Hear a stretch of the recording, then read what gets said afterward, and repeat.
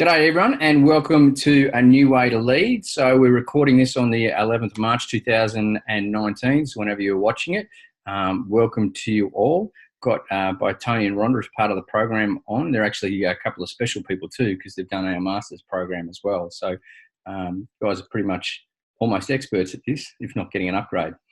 So welcome. Got a lot to cover today, and so as part of that, I want to take you through what we're going to be discussing. The first thing, obviously, is having a bit of a framing of leadership and management and where the two things sit. We're going to talk about another concept called followership, which is I suppose it's an emerging understanding or theory within leadership circles over the last 10 years, but it's always been there.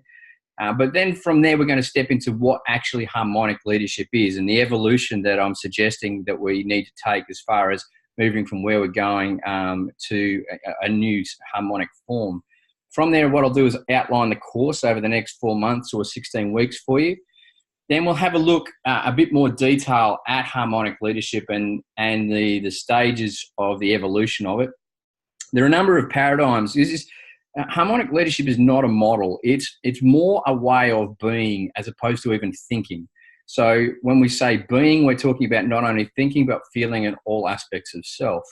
And if we're going to go into that place, then there are a number of paradigms in which at the moment are not necessarily assisting us move into that space. So we'll talk about them and name them up front. And then we'll talk about some easy steps to purify self, which is going to be the first stage. And then to conclude today, what I will do is just give you a quick outline of what the first week's task is, and then we'll leave it there. But if there's any questions at the end, and I know we'll have one question come through, I might address it either during the actual talk, because there's a part where it probably will be actually very applicable, or at the end. So getting cracking. There's an age-old discussion about leadership as opposed to management. And even as opposed to command. Command is more an authoritarian term. It's often used in military or paramilitary organisations. The police are now utilising command heavily, but they actually utilise it fairly differently. In the military terms, command is the authority given to a person holding a certain position. And that authority is by law often to go above and beyond standard civilian practices. For instance, as an ex-army officer, I had, by virtue of the command that I had the ability to order people to take life, which is not a standard practice in civil society.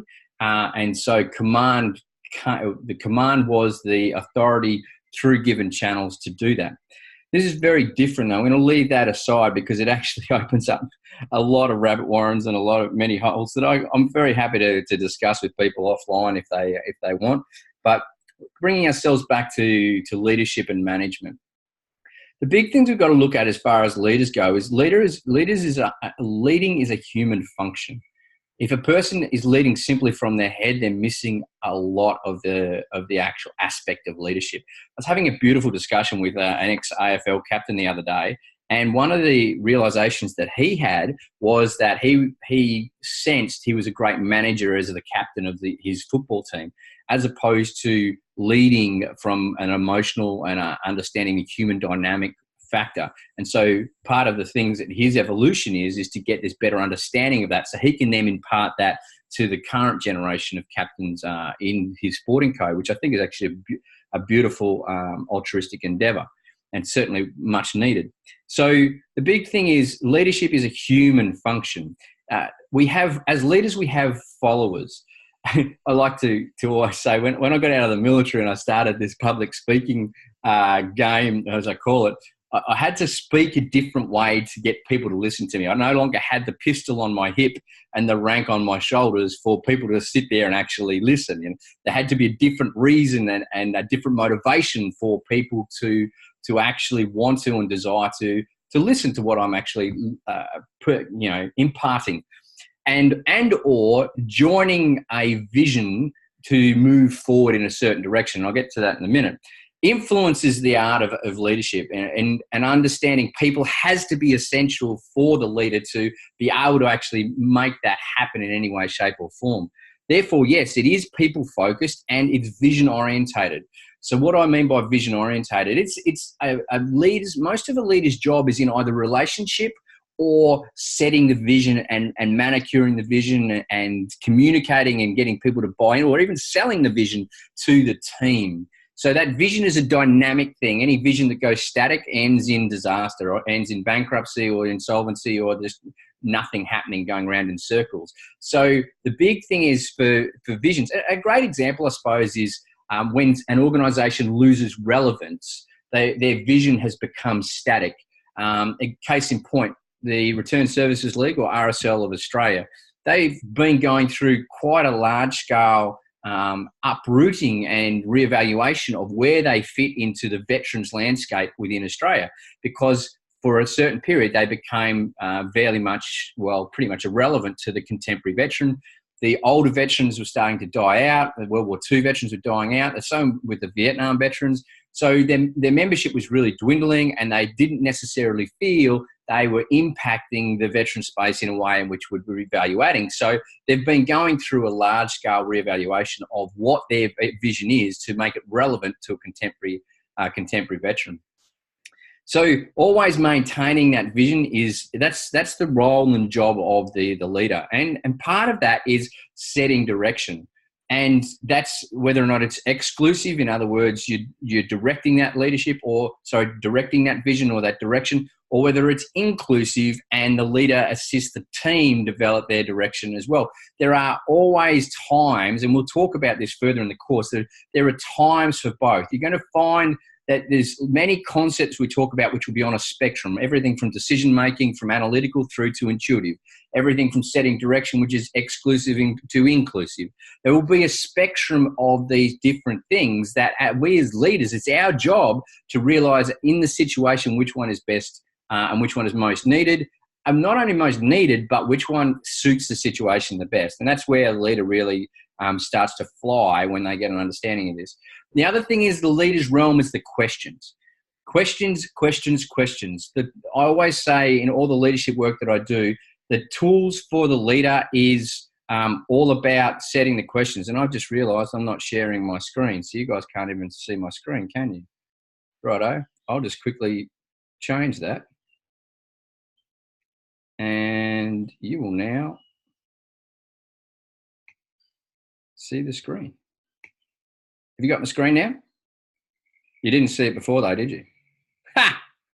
Did you see me talking though? Yeah, good. Awesome. Great to see you're all on mute too, by the way. So we're on questions. So the realm for the leader, the realm of interaction is the questions. When we're leader, because this is a people-focused business, if we don't understand what makes people tick, then how can we lead? It is realistically that simple. You take it from a parent. If you're dictating terms to your children, good luck, because it's going to be a struggle. And not only that, how will you really know what your children are going through at any moment in time? So what we do as parents is we sit there and we ask questions. Now, a true parent who's there will often, that will be completely present with that child. However, many parents aren't necessarily present at the moment, and so they'll ask a question, not necessarily listen to the answer. Now, children will pick up on that, and they'll become disheartened, they become disconnected, and they believe that their voice doesn't matter. So what's happening in the family dynamic is we're not really having leadership here at all, because there's no connection at the heart level between child and parent. And this doesn't just have to be parent to child, it can be child to parent. I'll put my hand up as the father of two amazing daughters, 13 and 10 at the current date. I sit there on a daily basis and learn from my daughters, if I choose to allow myself to.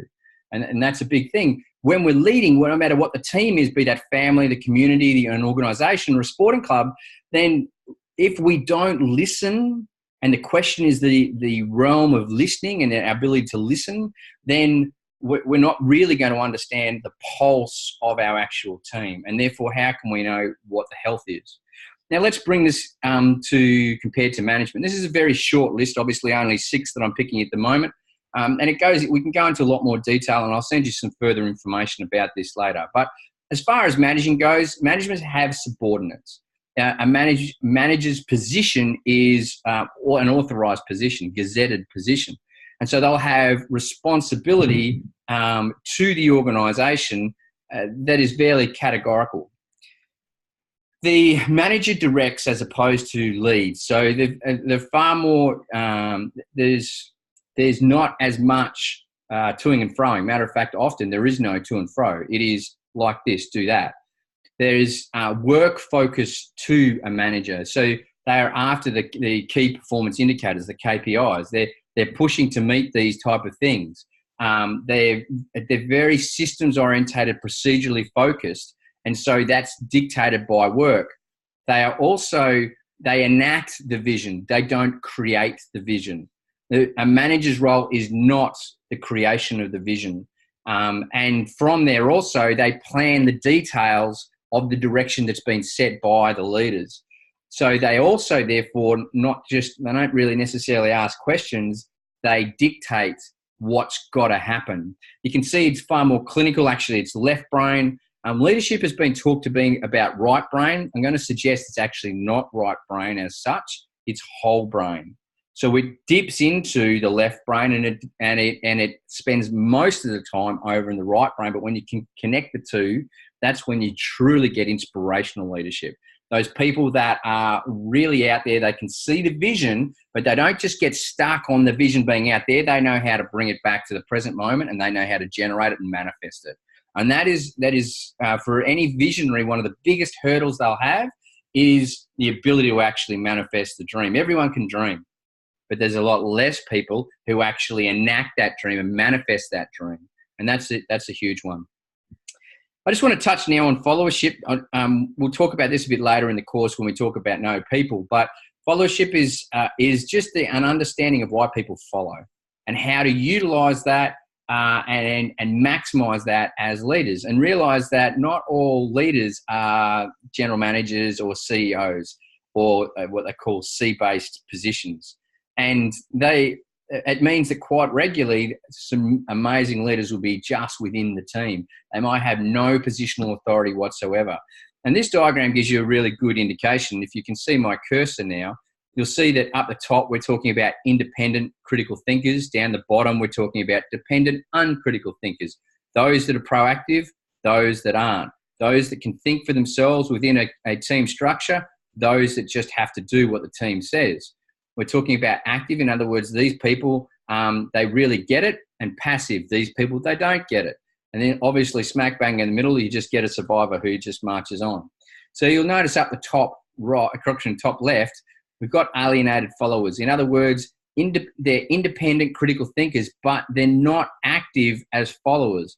And these can be rogue elements within a team. They can be quite carcinogenic. I remember when I was the commander of Combat Team Eagle in southern Iraq, over 110 people, I had a number of what I would call alienated followers, and it was my job to work with them to either bring them back into the fold, and sometimes they didn't want to be brought back into the fold.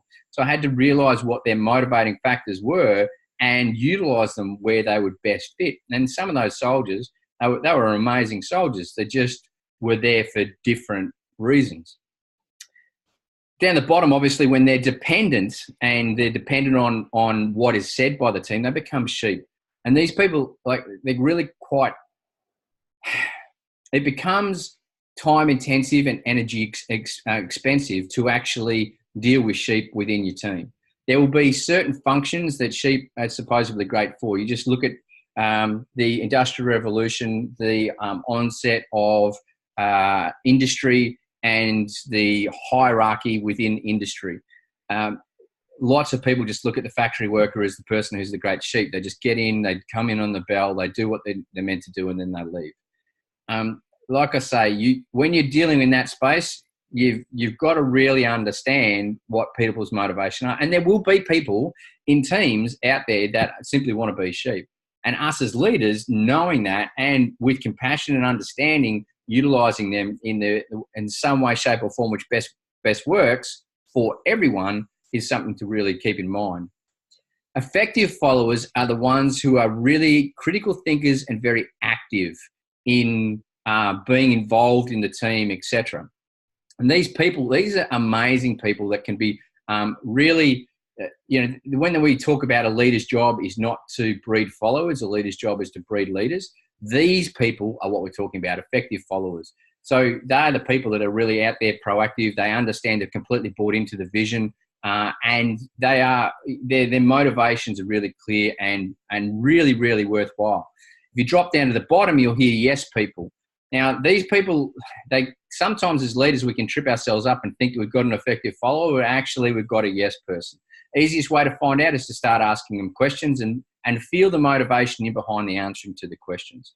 And then you'll start to find out whether or not that person is there for their own motivation, or yes, people will often have low self-esteem for some reason. So they'll quite regularly have a need to be accepted, approval by achievement, those type of things, those type of programming's going on for them at any moment in time. So as leaders, we can actually shift them. If we allow ourselves to invest in time and energy and love to these people, we can actually help them become effective followers if they choose. And I'll talk about that in a minute. So that's followership. We'll talk about that a bit later in the course. So just quickly to go through the course, excuse me. We've got 8 webinars like this. This is number 1. And each time, over the course of each 2 weeks, they'll be between an hour and a half, probably touching on an hour and a half. So I've worked out with the amount of stuff that's there for you. And this is very much to share and impart understandings, knowledge, and skills and techniques for you to utilize in the day-to-day basis of your shift. So the whole objective of the program is to help you over the course of your daily life just to move through a transition in you as a leader, owning yourself as a harmonic leader of positive change within your chosen field, your community, your family, wherever you come from. And that means that everything we're going to talk about over these webinars is going to be bedded down throughout the 4 months that you're on. To help with that, what I've done is designed weekly course tasks, can't even remember what I called them. But anyway, lessons. Let's just go with lessons. So some of them will actually be, there'll be 2 weeks in duration because a couple of them will take a little bit more time to bed down, to integrate. And that's the key to all this. We can talk all we want. We can get involved in conversations with cups of tea and everything. That's all well and good. But the rubber's got to hit the road. There's the difference between knowledge and wisdom, in my humble opinion, is the bridge of experiential understanding bred by experience. So the whole purpose of this course is to help you get that knowledge, set up a bridge in which you can walk through during this 4 months, and then come out the other end with living this knowledge, which means lived knowledge being wisdom. So that's the process. So there will be those weekly courses. The other thing is I'll send you on a regular basis just thoughts to keep you prompted and to get you thinking, to challenge your thought process. For those who have heard about it, there's this amazing thing called the Course in Miracles. Basically, I won't go too much into it, but it's one of the most amazing personal development or spiritual development programs you can do. And there's one lesson for 365 days. And when I did it, it was exceptionally challenging. And those thoughts were all about just getting me to look at life from a different angle. Well, what I'm doing with these thoughts is utilizing it for the same purpose, is to just seed you during your day, to bring that thought into your conscious awareness and just utilize that thought by having a look at shifting the way that you're looking at it. Remember, what is a paradigm? Of a framework of observation, a way of thinking. So what we're looking at doing is we're looking at evolving our way of thinking across this course. There is, for the accelerator program, there's there's 2 question and answer webinars that have already been already put on your admin page. Remember, the admin page is the central focus of all stuff for you. I'll keep placing stuff there throughout the course, but all your webinar dates, all your webinar links are all there on the program as well. So they're there. The question and answer is there for you. With the Accelerator program, you also have the Facebook group, which you can interact with me. And at times when you ask me a question, I might take that question and answer it straight away, or I might actually wait for it to discuss as a group in the Q&A session. So that's there for you as well. And I'm really excited to mention the 4 people that I've got in to discuss varying elements of harmonic leadership. The first one is Dwayne Martins. People might know him. He's the CEO of Amazonia. He bought the acai berry out of South America.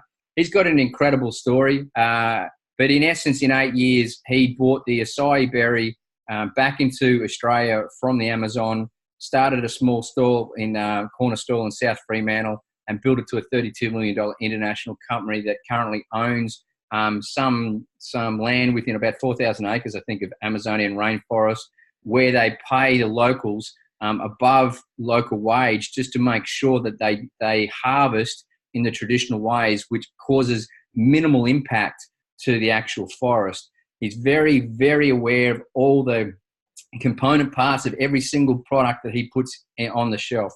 His knowledge of impact and all the dynamics of varying impact is truly awesome, and he's a great personal mentor to utilize when we're thinking about harmonic leadership. So he's going to be chatting to me about it. So we've also got Asher Packman, who's the CEO of Meditation Australia. He was one of the youngest vice presidents at Time Warner AOL, a massive multinational communications giant. He's fascinating in the way of what he personally has gone through with his own life journey, but where he's come to. And just has a great way to understand self and move forward. So he's going to be a great person to talk to. We've got me, the founder and owner of Avoe Skincare. Megan is just an amazing woman who has, again, been through an incredible journey with the loss of her husband. But at the time, she's just got an incredible outlook about her product in an industry which has a lot of issues, and she sees a path they need to go. And so she's really, really understanding her values and principles and the direct correlation to how she runs Avoe and everything that goes into the product. So she's just going to be a beautiful person. Well, she is a beautiful person. She's going to be a beautiful person to talk to and get an understanding of that as well. And the last person is Tristan Claridge out of New Zealand. He's an expert in social capital. He's going to explain what social capital is, and he's going to talk to us during our Know Our Impact part of the course. And that's going to be all about gaining momentum, energizing momentum, amplifying the impact that we have, and knowing different ways to deal with it. So really excited about those 4 people. The dates for them will come out during the program. And again, the dates for them will be on your admin page, and I'll also send out an email. And so that will have one per element of the course. So that probably brings me now to harmonic leadership. Why am I talking about this thing called harmonic leadership? Well, it's actually quite simple, and that is I firmly believe at the moment we're at a bit of a crossroads in life, and I'll talk about that in a moment. But in essence, harmonic leadership looks at 3 essential phases or stages that a person has to go through. If we're a leader and we don't fully understand ourselves and what makes us tick, then how can we lead from an authentic, real place?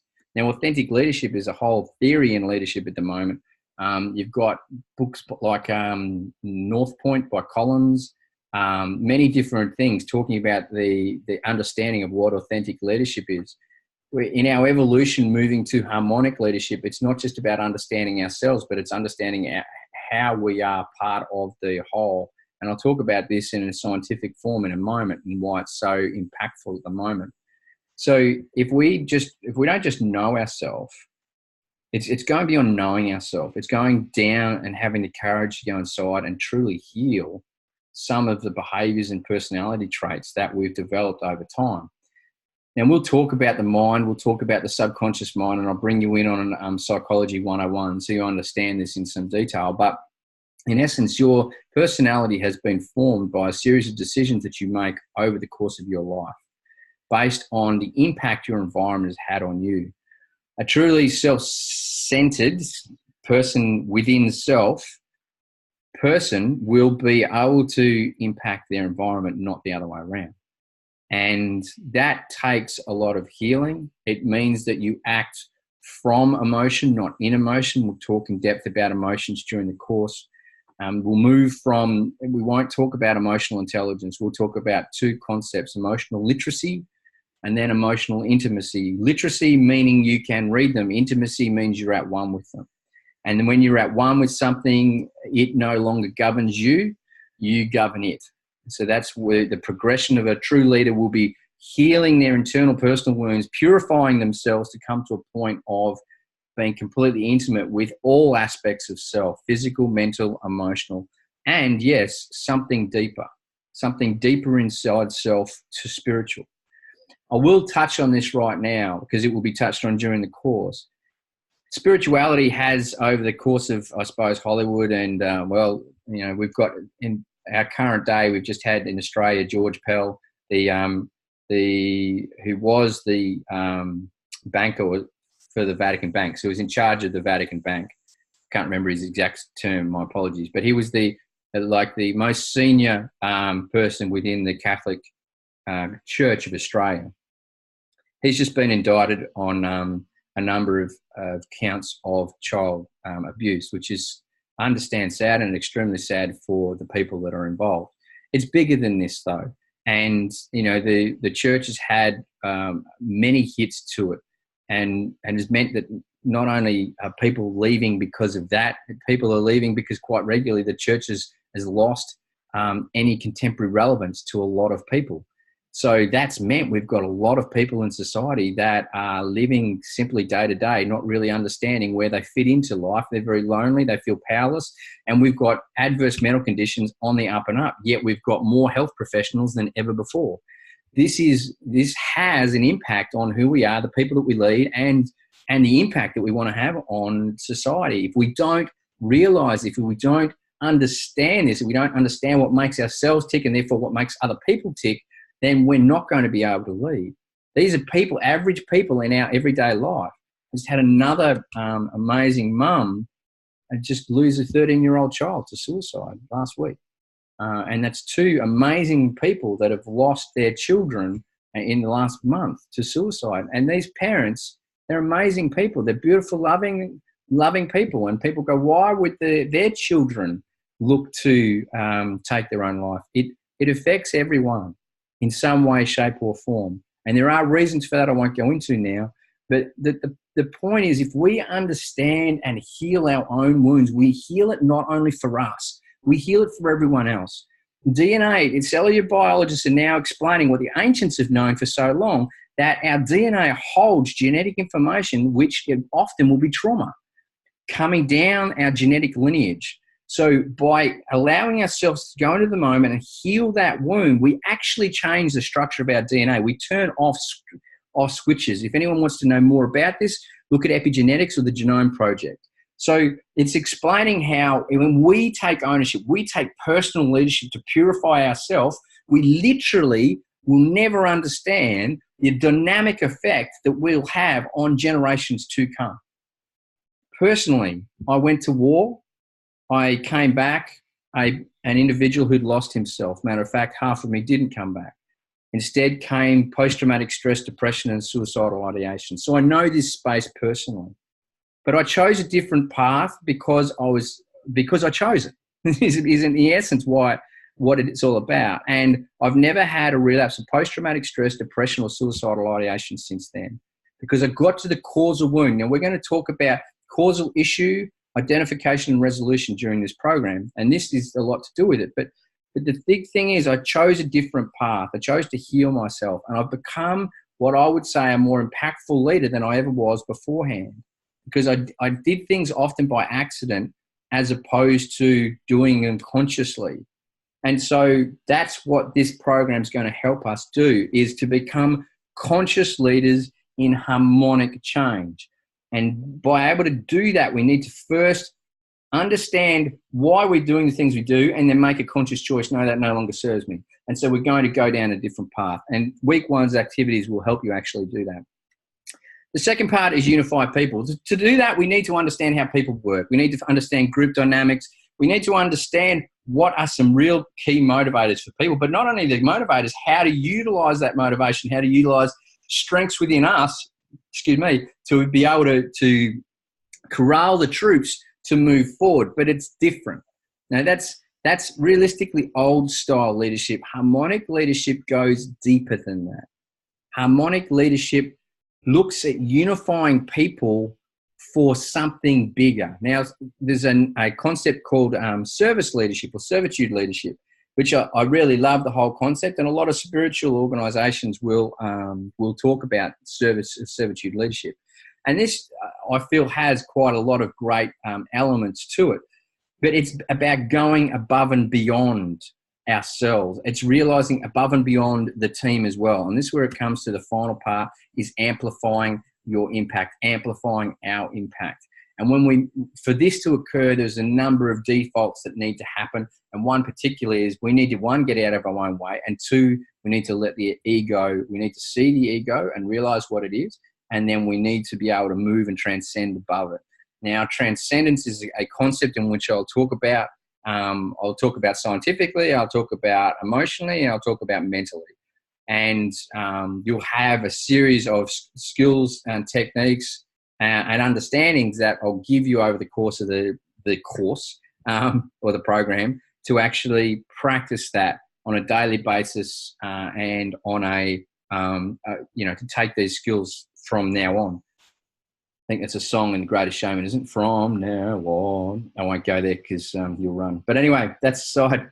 The big thing is this, for us to make the next step, we have to understand that realistically, we're at a crossroads.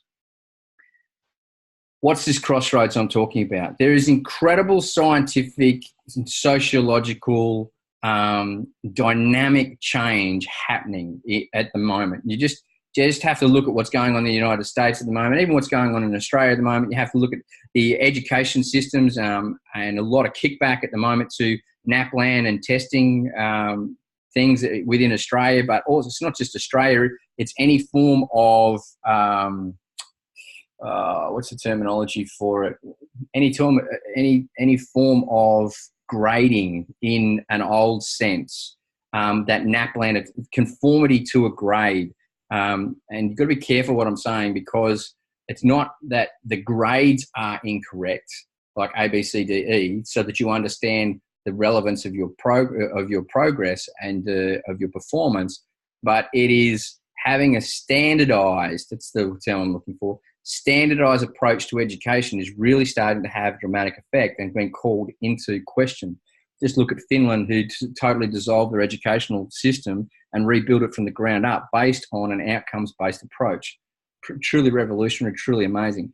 So we've got, that's happening there. We've got so much happening all around us. I mentioned adverse medical conditions at the moment. Nothing happens without an impact on something else. It's called a theory of complex adaptive systems, which basically says that any action will have a change to the whole system. Another term you might have heard is the butterfly effect. If you want to read a little bit more about this, go to Dr. Bruce Lipton. He wrote a whole book on the butterfly effect. So, or the ripple effect, where you've got a pond and you drop a pebble into it and you have all these ripples go out. It's because that one drop affects the whole motion of the pond. You might not see it, but it happens. Great example is you give up smoking, and then you'll never know who sees you give up smoking going, well, if you can do it, so can I. You walk past a situation and you go, no, stop. I don't agree with that situation. You reverse back up and you engage in a way in which causes healing of the situation. You will never know who sees you stop and change it. So our impact is always happening. Whatever we do as parents, if we say do it this way and then we go and do a completely other thing, our impact is always happening, whether or not we're conscious of it or not. Harmonic leadership is bringing our consciousness to a level we understand a greater level of the impact that we have. We unify people for the impact. Go from there. Another great example would be sustainable energy. Sustainable energy has a huge impact at the moment. The use of fossil fuels across the world.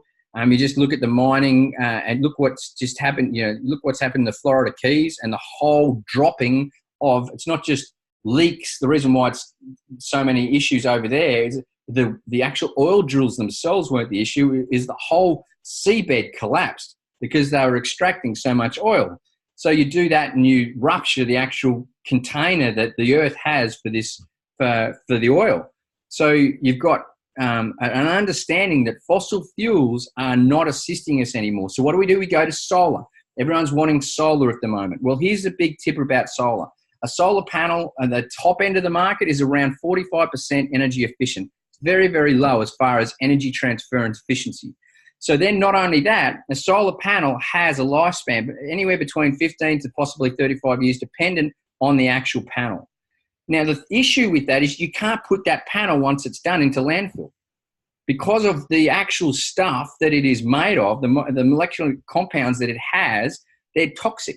So what we're doing with everyone going towards solar at the moment is we're creating an incredible environmental disaster, which you could look on it as a good thing because that's going to create like jobs in the future. Or you could realize, hold on, we don't need to go down that path again. We're actually looking to move towards solar so that we can lessen the impact on the globe. It's not just moving. The thing is, we're moving from one thing to another. And harmonic leadership starts to understand that impact and transcend, not just talking in the same circles. We transcend the discussion to a point of observation to realize where I need to move forward now. And realize that there are other technologies out there at the quantum level, like quantum energy generators, that can do the same thing. If you want to see these in action, go to the Google headquarters in the United States. You'll notice panels on the side of the buildings. What they are is they're instantaneous power generators. So that technology is out there.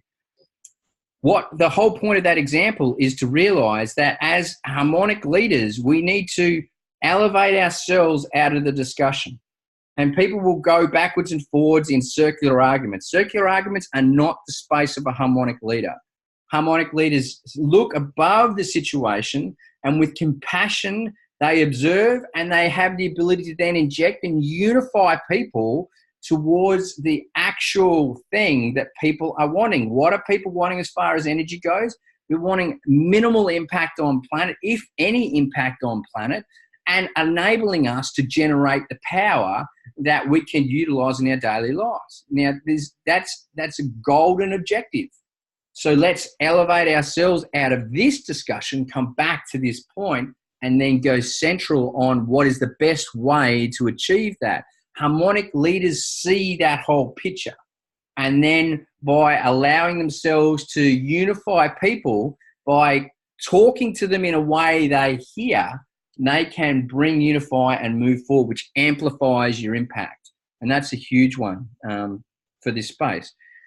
With this technology, we've got AI on one side. So there's incredible advances into drone robotics. Yes, defense technologies are escalating at a dramatic rate. And you've got all this stuff. Now, the only issue with AI is its utilization. And the other side of it is the heart space. And I'm going to see if I can move you guys out of the way for a moment like that. Look what it just did. That's pretty cool. The other way to the right is the heart space. And that is bringing AI is based in the head. There is a scientist currently in the States working at a chip which will go into your cerebrum and allow you directly to think and connect to the internet. That's his overall objective. No more computers and everything like this. It's truly fascinating technology and a fascinating vision. If you leave it in the headspace, then what happens is it becomes desensitized, clinical, mechanical, and therefore we lose the sentient nature of life. Technology that is linked to the heart enables a sentient being. Technology linked to your mind, just to your head, is AI. It's actually destructive. Great example is nanotechnology and the fullerene. Fullerene is a certain molecular construct that was recognized by Buckminster Fuller, an incredible UK scientist genius last century. And if you come across the fullerene in nature, it's an incredibly healing molecular structure. If you synthesize it with nanotechnology, then what happens is it's exceptionally poisonous and toxic. So there is in the scientists now understanding there is an essence or an energy underlying everything that if it's not included in our progression, we're going to run down the mechanical line. And I don't want to paint negative pictures like the Terminator and stuff like that, which I've just done, haven't I? There you go, Harmonic Leadership. But the thing is, we don't need to go down that path. As harmonic leaders, when we bring heart into it, we get an understanding that leadership is between heart to heart, not head to heart. It's not head to head. It's heart to heart. But at the same time, it's not one separate from the other. It's a unification. It's mind and heart coming together and connecting. One being connecting to another, and that's the shift and the dynamic shift which we're realistically looking for. Oops, I've got to come back onto that. Just want to quickly show you here. This is a picture that is of the bearer of the spear, or spear bearer. It's a famous, I think he's Greek. Don't even let me try and pronounce his name, Dionysius or something like that, the actual sculptor. But the whole point to it is this sculpture is in perfect harmony in aspect. So there is a thing called the golden mean or the pi ratio. Some people know it as the Fibonacci sequence, and that is the phi or phi, and the actual ratio is 1.618. Now the ratio is this distance here to this distance here. That distance is 1.618 this distance is 0.618 to that overall thing factor. So, and therefore that distance to that distance of my wrist, again, that's distance to this distance here is 0.618. And then this distance to my elbow, again, is 0.618. Everything is harmonically aligned. And you'll notice this picture of the hand is demonstrating that whole thing as well. There's 1.618 or 0.618 again. So everything is literally in harmony. Pythagoras was an amazing Greek philosopher back about 500 BC, and he got a lot of stuff. He had his own Pythagorean mystery school, and he taught so much about these concepts that I'm talking about now. But everything happens in harmony. If we as leaders don't understand that harmony has to actually occur, then we're going to go down what we think is the right path, and we're not going to realize the impact we have. Environmental tourism is a great example, or ecotourism is having a dramatic effect often on villages, bringing an increased level of affluence into the village that they don't have the consciousness to deal with, causing the degradation of their actual social systems within their culture. Another great example is the Philippines and all the call centers. The call centers, because they are 24/7 with 12-hour shifts, are breaking down the fabric of Filipino family units, because the Filipino family unit used to have siestas in the afternoon, and then they used to have big family dinners, etc. That is no longer happening because of the call centers that we, send stuff offshore to because it's cheaper.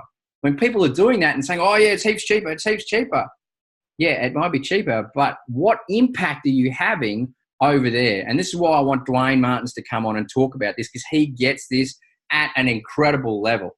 So harmony has to be the way forward. A couple of scientific concepts to really that are going to assist us break into this concept is the first one is David Bohm in the second half of last century realized that the observer dictates that of the observed.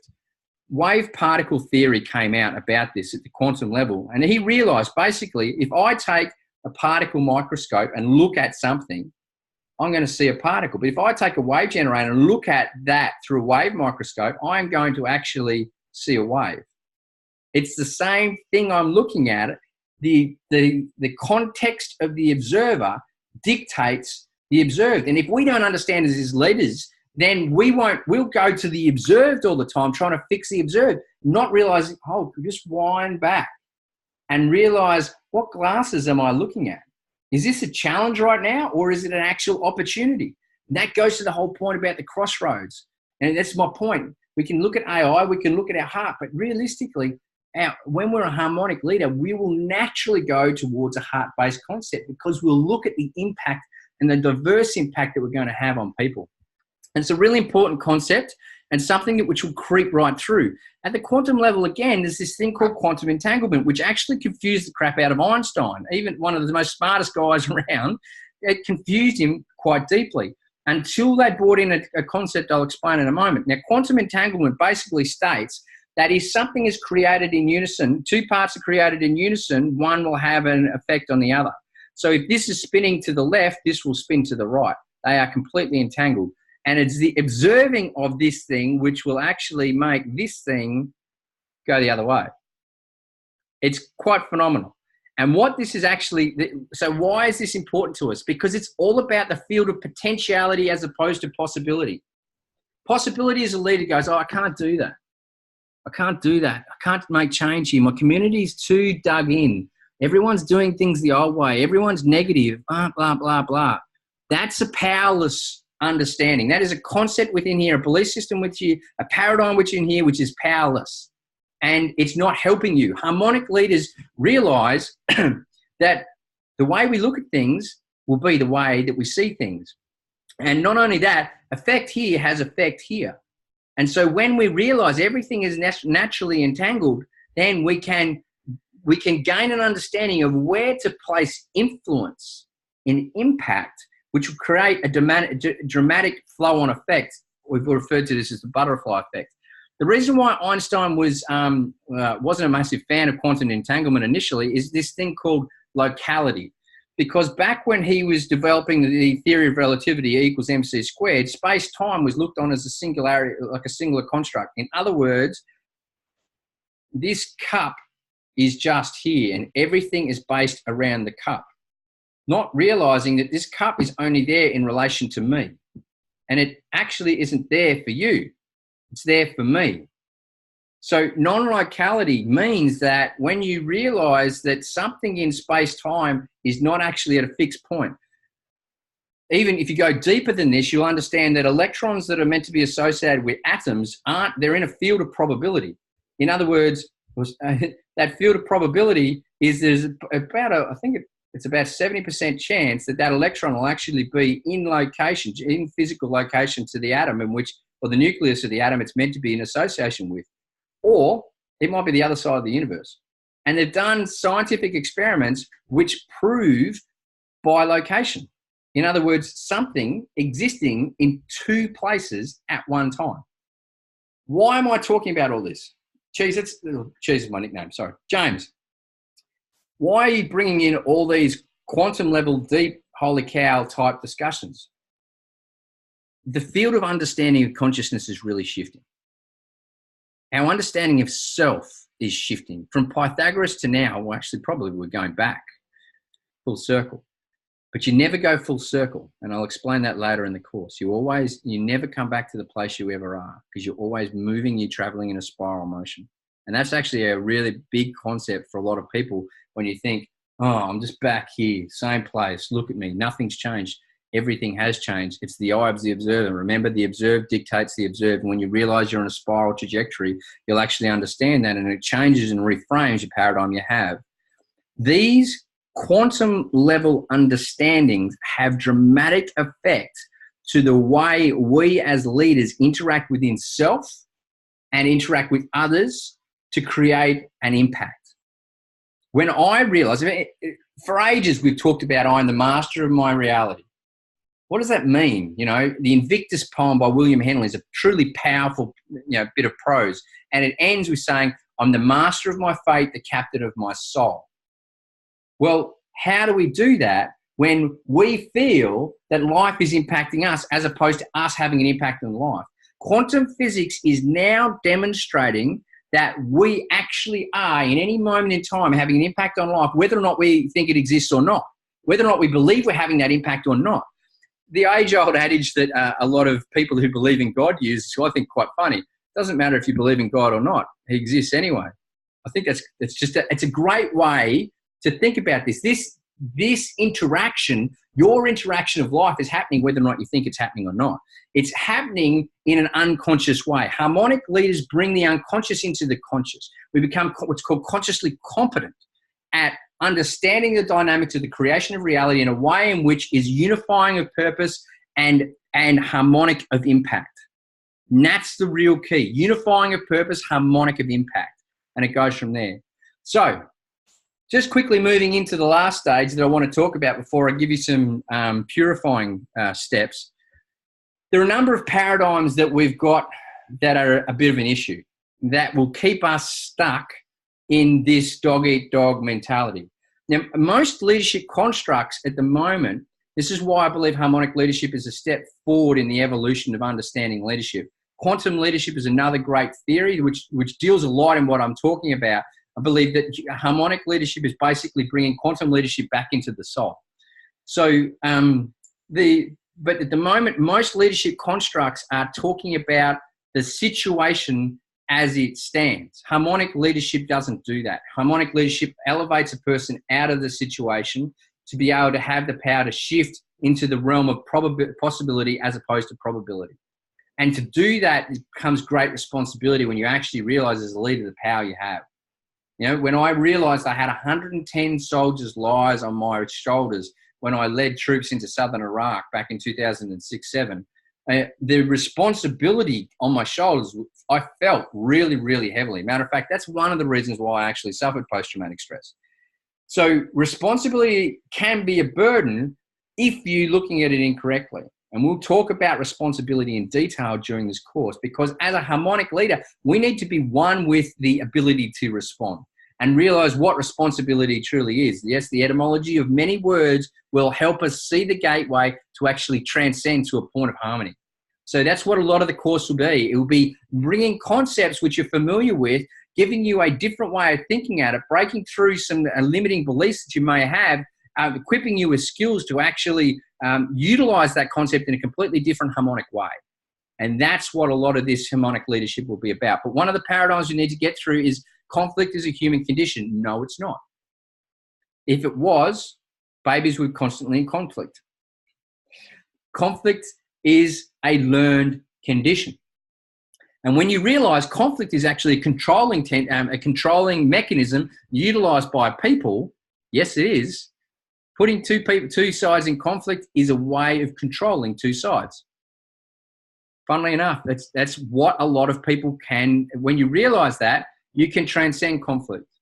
Now, as Mahatma Gandhi used to say, it was attributed to Mahatma Gandhi. I haven't seen him actually written and quoted on it. Hello. But the big thing is with Mahatma Gandhi, it's on a meme, a Facebook meme. So obviously it must be true.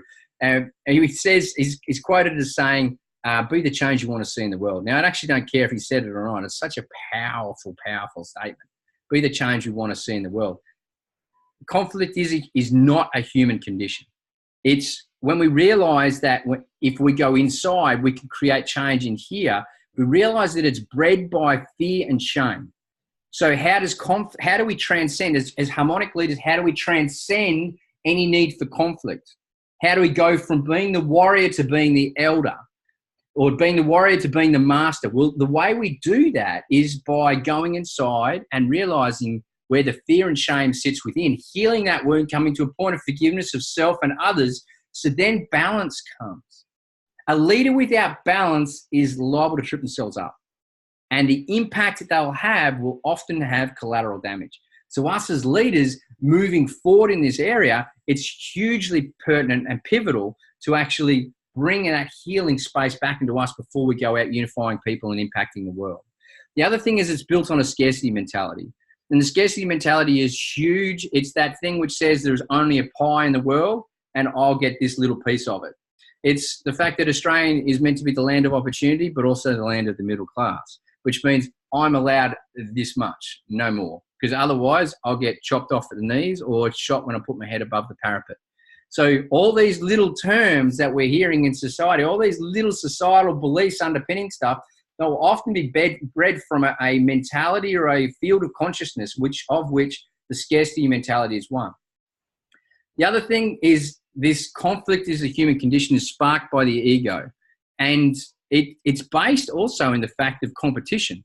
So if we don't realize that we need to let go of the egoic level of competition to truly become the best version of ourselves, to actualize our actual potential, we'll never truly get this. So what do I mean? If you believe that competition is based in a dog-eat-dog world, small business owner has to get in there, has to, hold everything to myself, make sure that I'm seen as the best light, otherwise I'm never going to make it as a small business owner. That is so often the mentality of people. Instead of realizing I'm a small business owner in a community providing service, and as part of that, what I'm going to do is structure my business and all my actions to be for the community, of the community, for the community. I'll guarantee you, community will start buying into you and you will start generating business, maybe not even just in what you initially started out for, but that's when things shift. That's when things grow organically because of your whole mentality you're bringing into this landscape. Instead of, I'm going to be a coffee shop on the main street of Mullaney, which, Mullaney on the Sunshine Coast in Queensland has a lot of coffee shops. And if you're going to open a shop, there's quite a few. So what do? You open a coffee shop. Well, there's a lot of mentality to that. There's a lot of cultural mentality. There's a lot of district mentality about that. And so, if you have to push someone else down to elevate yourself, that is egoic competition, as opposed to a heart-centered competition, which is I'm going to ask you to compete with me, not against me, but with me, so that you can help me bring the best of me out. I'm going to learn, I'm going to grow in this experience. And when we do that, then what's going to happen is your impact will become harmonic. And I teach this to young sporting stars, especially when we used to do Queensland Rugby League's Youth Leadership Program. I was standing there and teaching these guys that those people who come on the paddock, yep, sure, they're your opposition, but you're going to go into competition with your opposite number to get the best out of you. Treat them as you give them your all. You tackle them, you put them down, you play your best game against them. But the big thing is enjoy the challenge, and enjoy the challenge in a way which is respectful of them, because in essence, they're helping you become the best version of you. When we make this switch inside, that's when harmonic leadership really starts to kick in. Another paradigm is that government or large corporations will change everything. Ladies and gentlemen, I'm here to suggest that's actually not happening right now. Matter of fact, the people who actually got us there in the first place are the people who are asking to change it. You just have to look at Glyphosate now. Glyphosate, there's class action against Monsanto, which is broken now up into a series of subsidiaries, but there's class action in the United States, which was just won by a farmer for a number of $1 million for causing cancer. Now, Bayer, who's just taken Monsanto over, have a pot of money in which they will not exceed. If they exceed that in class actions against Monsanto, the whole deal goes bust. These people know what they're doing. You receive a text on your Telstra mobile telling you to check radiation levels, because Telstra know what your mobile device is. This is not revelationary. That's not a word, but just work with me on this. Now, it's not. This is not anything new. It's been happening for a long time. It's just apathy has started to creep in to a lot of different levels of society, and we don't necessarily realise that us as a leader, everyone is a leader. In our family, we as parents are leaders. In our community, we as a community individual are leaders. When we go to work in the coffee room, We're a leader. Rhonda, you go to the hospital and you work in the kitchen. You lead. You've seen the change that you yourself has brought just because you changed yourself to that environment. You impact that in a harmonic way. That's a personal great example of someone who realizes this, not only realizes it, but takes action in this space. So we don't need the large corporations or the governments of the world to actually make the change. They will come in certain time. They have to. It's the law of nature.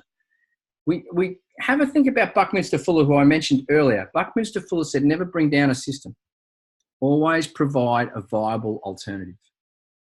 And so at the Resilient Leaders Foundation, our humble opinion is that every single issue on the globe can be solved at a community level within a global construct.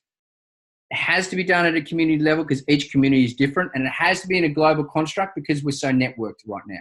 We're all connected. Matter of fact, that's where harmonic leadership takes us to, an understanding of the connectivity of human consciousness, which therefore means that we can overutilize that and consciously, competently actually engage it at a certain level. And so that's big. The other thing is that it's based in powerlessness. And when we think that, it's someone else will come along and change my workplace, something else will happen to my family, or actually quite regularly, the amount of families that Kirsty and I deal with that have just somehow moseyed along, meandered, tripped over themselves, crashed along to the point where they realise the pain of the present moment now is bigger than any perceived pain change may bring. That's the point they've had to hit, the crisis point, I call it, that they had to hit to actually put their hand up and take action. Well, you don't need to hit that crisis point when you consciously awaken.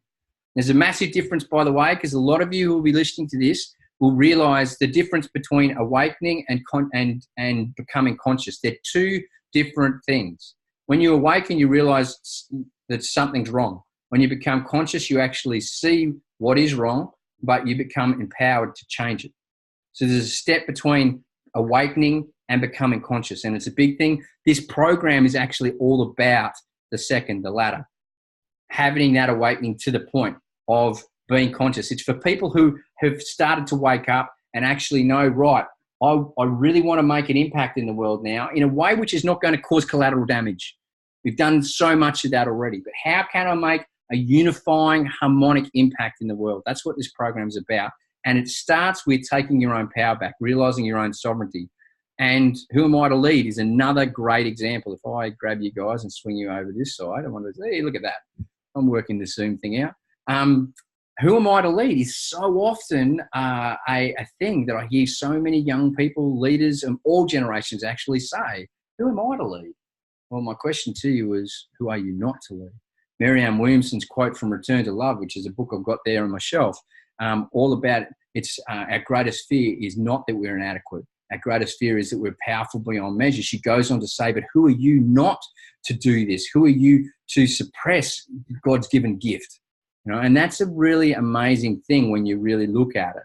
Communities need leaders right now, people that are willing to step up in all respects. Organizations need leaders right now, and they're not just those gazetted positions. Matter of fact, quite regularly, the gazetted position needs to be led by those within the organization saying, hey, boss, hey, let's just work this out. We're in the place at the moment we shouldn't be. How about we look to shift right now? That's true leadership coming from there. So everyone else is going to do it for us is a paradigm that we need to let go of. Another paradigm that we need to have a look at is that leadership's an external function. Every leader who's worth their salt realizes leadership first starts with me. When I go to schools and I talk to schools, one of the first things I'll ask them is, what's the biggest maxim or statement about leadership? Lead by, and they always throw back me, lead by example.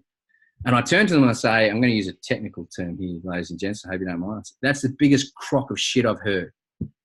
And they, whoa, what's he just said? And I use it for impact, that statement. I use it for impact. To want them to think. It's an easy throwaway line. It's not lead by example. For me, it's what example are you leading by? When we realize that, then we have the ability to go, right, consciously, what example do I need to set? That starts from an internal function. Then from there, it's expressed as an external function. The last one I want to mention is it has to be done this way line of thinking. And there is so much out there of this at the moment. It's always been done this way, therefore we don't rock the apple cart. Well, ladies and gents, harmonic leadership goes above rocking the apple cart to realizing that apples are simply food. Do you want an apple or do you want something else? Well, matter of fact, do you need food right now? Is food simply a subconscious program that you actually don't need food right now? You need to elevate yourself right above the situation to completely see it and have a look at the fact that what you're doing with those apples ain't too healthy right now. So harmonic leadership extracts yourself from current level paradigms and current playing fields to see how people, what's truly motivating people, and not only that, what impact needs to happen. And it unifies those two, but it has to start with purifying self first.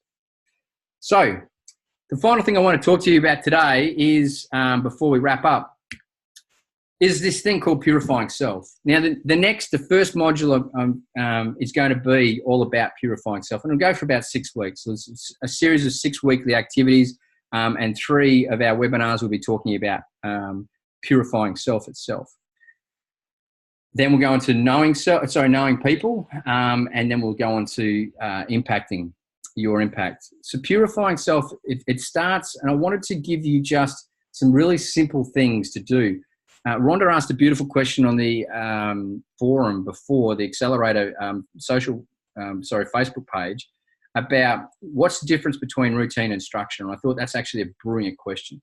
And my comment to you was that that type of questioning is what a harmonic leader does.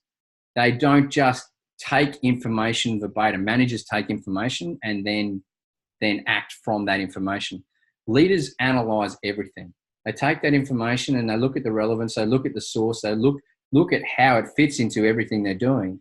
And at times they might actually put that information to a side, or they might actually go above that level of information to get more, or they might simply be able to bring it in and unify it to where they're going. Harmonic leaders have that level of consciousness, and it's not that hard. What I'm talking about is not that hard. What it does take, though, is conscious training. Your mind works the way your mind works because you've had quite a few years in training it. So however long you've been on this planet, if you have a level of negative thinking, it's because your mind has been trained for quite a period of time in the negative thinking space. The first thing I'm going to suggest to you is you cleanse your ingestion.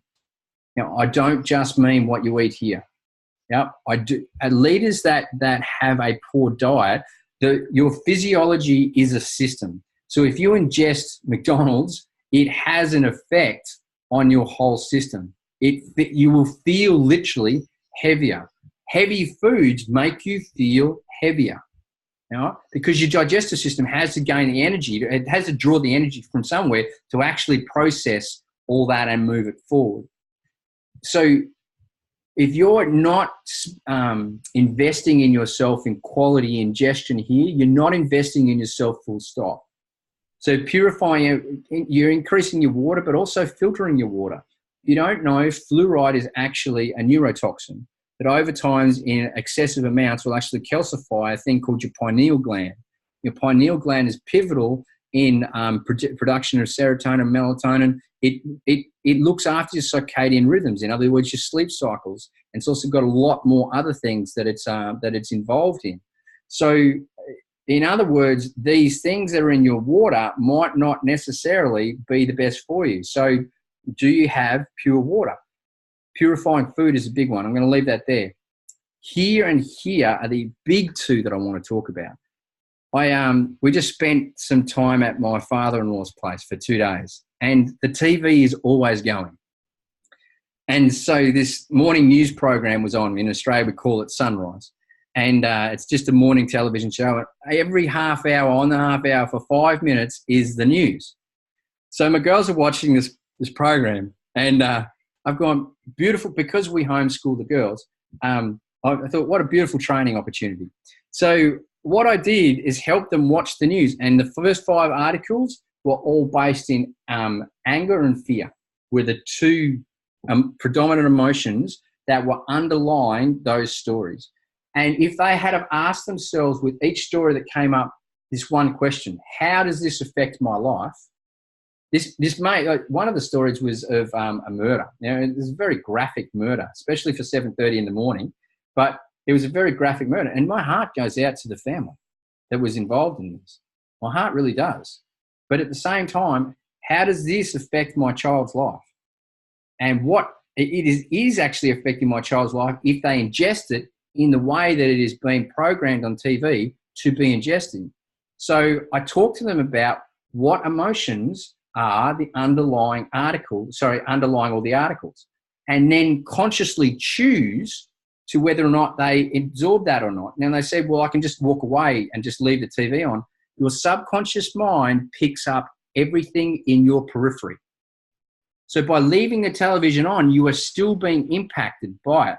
You know this yourself if you're trying to have a conversation with someone and there's this droning noise in the background and you're really trying to concentrate, you'll get frustrated. Over time, you might find yourself becoming off balance. Why? Because you are being impacted by this. Just turn that off. Not only the language, but the imagery and the colours they used in these news articles were beautifully constructed. It's an amazing construct of which can be scientifically verified of utilising emotion of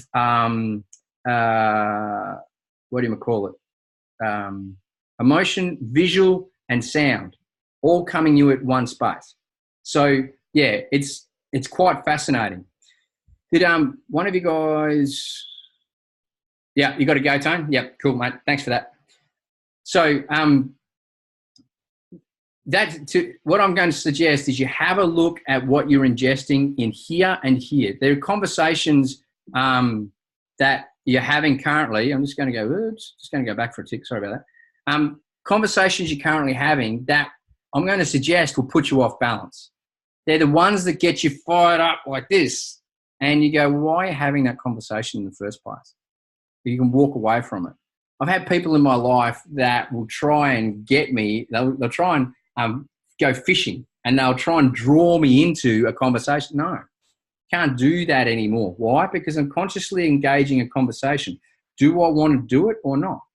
And sometimes I do find myself engaged and I go, oh, well done, James. You just got caught hook, line and sinker. Now it's not beating myself up. I used to beat myself up about that. And it's like, okay, cool. Now what do I want to do? I now know where I am. Where do I want to be? What choice do I want to make?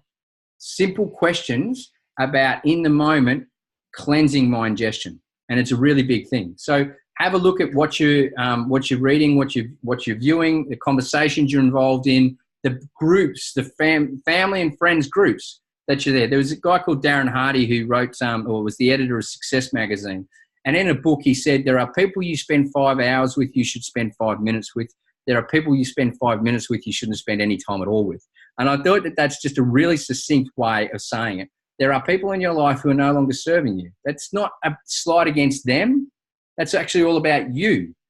Get clear on where you want to go, and you will naturally find that a lot of people will drop away. And that's just the natural evolution. So they don't have to come with you. This is not about everyone doing the same thing we're doing. It's about cleansing and purifying ourselves and moving forward. And in aiding that, as you would have seen before, meditation and exercise are really, really instrumental. Why do I say that? You've trained your mind to operate the way you have for so long. Meditation is a training tool. Not only that, it's not just a training tool, it's a gateway. When you use meditation in whatever form, there are way over hundreds of forms of meditation. Find one that fits for you. Initially, you might not see it as a spiritual practice. Over time, you may. Exercise. You might have whatever form of exercise works for you. If it's yoga, yoga for you might not be exercise. It might be a spiritual practice. And there's many yogis who say to the West, please stop exercising with yoga. It's above and beyond yoga. That's cool. But for you, it might be yoga. And utilize it appropriately, but get this system working.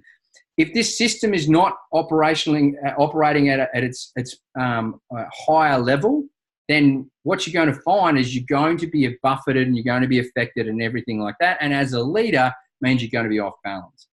All this stuff is about purifying self to come to that point of balance where you can best impact the world. Next one is letting go of the need to be right. There are a lot of people out there that have this incessant need to have the last word. What does that mean? That means they must be right. Why must they be right? We'll talk about this later in the course. But in essence, They can't be wrong. Why can't they be wrong? Because of what it brings in here. It invalidates themselves as a person. And invalidation of self is linked to two primary emotions. They are fear and shame. What you will see predominantly before you see fear and shame is something sit over the top. You'll see anger. Anger is a protective emotion. We'll go deep into emotions during the program. And so anger attempts to protect them from feeling these two. And so you'll see anger. But when a harmonic leader engages the people in their environment, they'll see, oh, I see what's happening. They'll see through that surface emotion and they'll see to the causes, and they'll be able to, if the person chooses, assist them to actually take steps to heal themselves to move forward. Yeah. So many stories to share on that and how that works, but also some very simple skills and techniques and understandings to give you during that course as well. Journaling is a beautiful thing. I really, really recommend it. What you do is you take your conscious thoughts bouncing around and you put them out into paper. That will often crystallize things for us, and it'll often be able to track things going around. One of the best investments in personal development when I was going through my bad days was a small little pocket-sized notebook I'd keep with a pen in my pocket all the time. And whatever thing I was working on within myself, I would jot down during the day at certain times. I would just jot down how I was tracking with that. And that really helped me bring my conscious awareness to my daily life. And we'll talk about that a lot, especially next week, in bringing more conscious awareness into how we're living life to turn that around to going towards the way we want to go as opposed to the way we don't want to go. Journaling is a key thing, particularly gratitude. When I was in the depths of my post-traumatic stress, one of the things that I do every night, and it took me 6 months to start this practice, by the way, 6 months because I just resisted it so heavily, was 5 things in any given day that I'm truly grateful for. And, my perfectionism came in. I had to have the right journal. Then I had to have the right fountain pen. And then I had to write neatly because it was going into a journal and it could be recorded for time immemorial. This was the thought process going through my head. But that happens for a lot of people, So I was able to let that go one day and I just started writing, and about 12 pages later I stopped. And Kirsty had gone to sleep many hours before. But 5 things in the day that you're really grateful for. And at least 2 of them are being about you. 3 of them can be about other people. At least 2 of them should be about you. And that's by humility. Humility can be the biggest Achilles heel for a leader, because quite regularly we'll twist humility into self-deprecating behaviors and thought processes. We will always shy away and not allow ourselves to receive. So when humility comes, humility and gratitude unify together to allow ourselves to receive. And we must receive as leaders. If we don't receive, then we'll become exhausted. One of the best people to have a look at this is now Saint Teresa. Mother Teresa, obviously been Saint Teresa now, is an amazing person that was talked about so often about her incredible gifts that she gave humanity. What is very limitedly talked about is her amazing ability to self-nurture. She had to have that. Otherwise, she should never have been able to achieve what she was able to achieve. Remember, we've got, as leaders, we've got to self-nurture. Otherwise, our team, we won't be there for our team. But we're going to understand about leadership more. It's not just about me and the team. You're going to understand through Harmonic Leadership that it's actually about a whole cohesive network of the team. I saw a beautiful meme today that said, this pace of today's system and society is mechanical, and it is a furious rate that can only be sustained mechanically. It's not designed for the soul. So just stop. Just stop and rest when you're meant to be able to rest. And I think it's a beautiful thing as leaders. Everything will be watched. And we'll talk again a lot about this when we talk about knowing people, but everything will be watched. If you're saying one thing, sit down and rest, go out for a cup of tea with your partner, just take the day off, and you're there 9 to 7 o'clock to 7 o'clock, 7 days a week. What example are you setting? Because that's the thing that people will remember, not you telling them to go and have a day off. You control three things. This has probably been my biggest pivotal understanding of life. And understanding this one concept completely shifted the way I look at life. When we understand we control three things, our three things are our thoughts, our words, our deeds. Our thoughts, our words, our deeds. Now, we can allow people to influence them, but when we're unconscious, we will believe that they control them. When we're conscious, we'll watch the level of influence we allow or we choose people to have. Kirsty, being my spiritual growth partner, aka a wife in life, she and I realise now we control our thoughts, our words, our deeds. Now, previously I thought that Kirsty, controlled a lot of these things, especially my words and my deeds. And so my thoughts would kick back with resentment towards her. When I realised that, hold on, I control all three of these things, I've been able to purify my thoughts to realise now I have conscious choice in my interaction and relationship with her. It's the same with my kids, it's the same with my work, and everything like that. So when we realise the power about controlling our thoughts, our words, our deeds, that's truly monumental. So for the next week, and in the first lesson, I'll be mentioning this to you. In the first week, I'm going to get you just to think and bring into your conscious awareness your thoughts, your words, your deeds. And when are you not allowing yourself to control them? When are you allowing other people to influence them in some way, shape or form? And it's quite hilarious to watch ourselves, give our power away. This is the essence of giving our power away. If you want the actual definition of empowerment, in my humble opinion, it's controlling your thoughts and words and deeds. When you learn that and you realize, therefore, you can impact the world in this way, it completely shifts the way we interact. Last but not least, read. I really strongly recommend read. Leaders read. But they don't just read on one subject, and they don't just read from one source. Be very careful. Like Kirsten and I are having a flick through mainstream media newspaper today, and it was hilarious to watch influential language, suggestive statements, suggestive imagery, and not only that, to just look at what the actual underlying agendas are to it. It was hilarious to read it. If we just take mainstream media as your source, a leader has to be balanced, and mainstream media will provide a level of information to us, but also use your critical thinking and go, right, I've just got it from one source. Why don't I go and have a look at it from another source? I only found out the other day that conspiracy theory, by the way, came out as a term used in a CIA report after the JFK review. I think it was called the Warren Report into the killing of JFK back in 1963. The CIA recommended the term be used, conspiracy theory, to start to actually push people towards, push them away from questioning the Warren Report.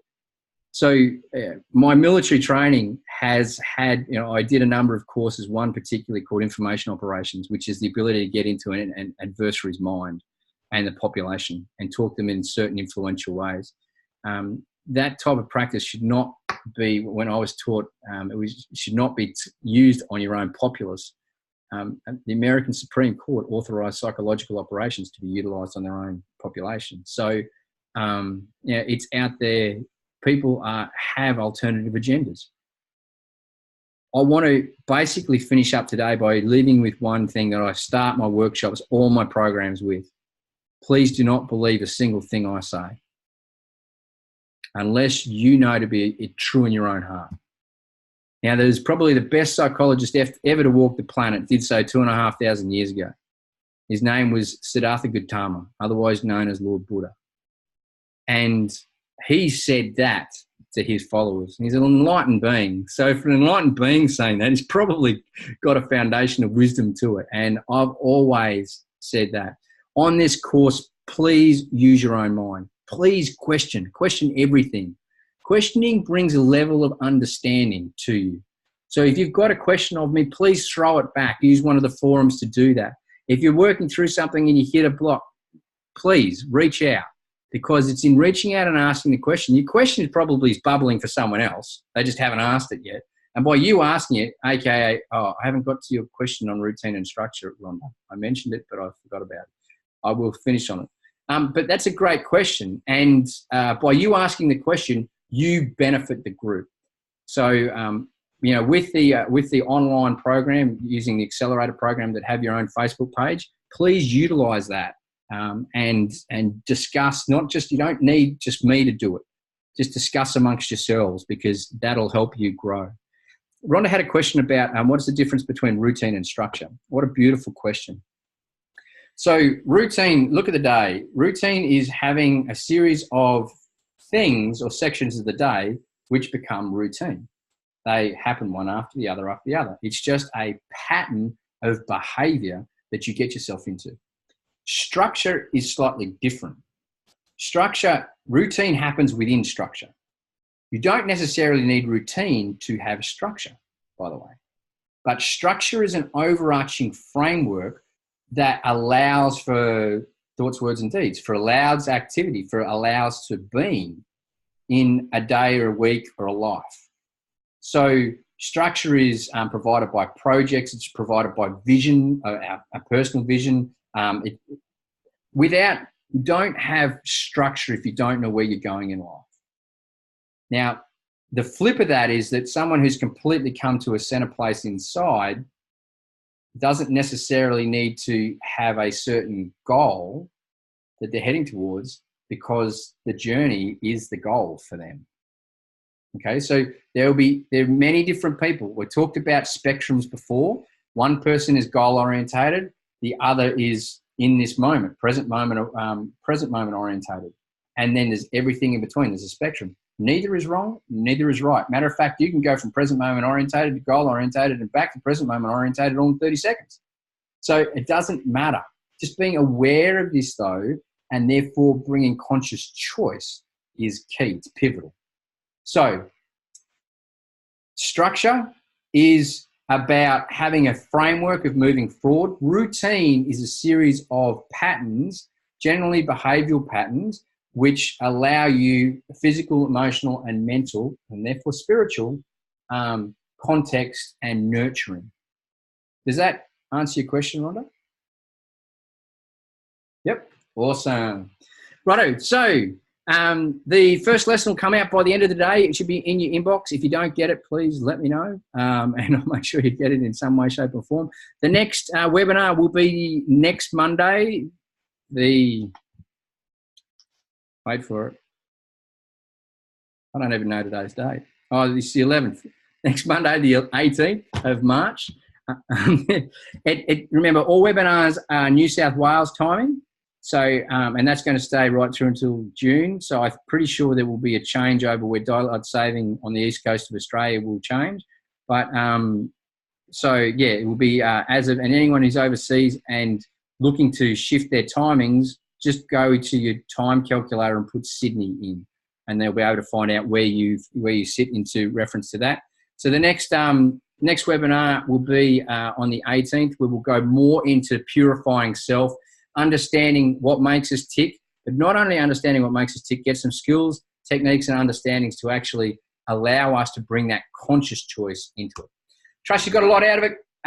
Really, really enjoyed today. Apologies about any of the little things that have, like the little admin hassles that have been going on for you.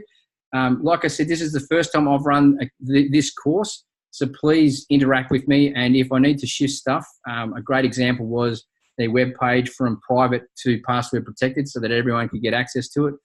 Just let us know and we'll look to smooth that out as quickly as possible. If I don't respond, it's often because I've either gone bush on another program or something else is happening. So just stay with me and I'll make sure that I'll get it for you. But much love to you all, and I will see you next week. Bye-bye.